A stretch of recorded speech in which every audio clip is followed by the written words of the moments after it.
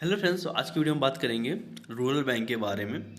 Joint forum of ग्रामीण bank union का एक लेटर आया है।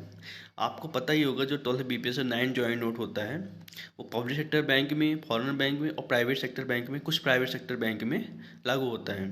बट सबसे बड़ी ट्रेजेडी ये है कि जो हमारा ये 12 बीपीएस है वो डायरेक्ट एप्लीकेबल नहीं होता है रूरल बैंक में। अब इसका रीज़न क्या है कि आप रूरल बैंक को इंक्लूड नहीं करते हो, क्योंकि रूरल बैंक की यूनियन का कोई भी पार्टिसिपेशन नहीं होता है हमारे 12 बीपीएस में। बट ऐसा नहीं है कि 12 बीपीएस अप्लीकेबल नहीं होगा। ये जो हमारे पब्लिक सेक्टर बैंक में जो भी अप्लीकेबल होता है उसके कुछ टाइम बाद 2 से 3 या 4 महीने के अंदर ये जो सेम या फिर कुछ चेंजेस या फिर कुछ चीज़ें बाद में इंक्लूड करके ये रूरल बैंक में इंक्लूड किया जाता है। तो यहाँ पे आप देख सकते हो क्या लिखा हुआ है। Comprehensive implement of 12 bypass settlement and 9 joiner in RRB in the interest of equity and justice. Wage revision in sponsor bank has already been completed for workmen and officer by the way 12th bipartite settlement and 9 joint notice respectively.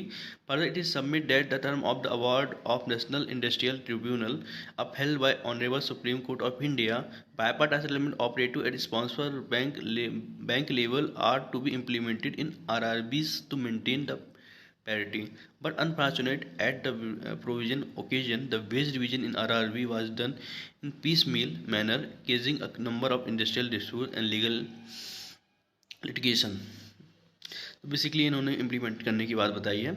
और basically ऐसा होता भी है कि अब ये 3 से 4 महीने बाद होगा और उनको एरियर मिलने में भी काफ़ी दिक्कत होती है। पिछली बार तो 3-4 महीने बाद शायद 6 महीने लग गए थे रिवाइज होते होते।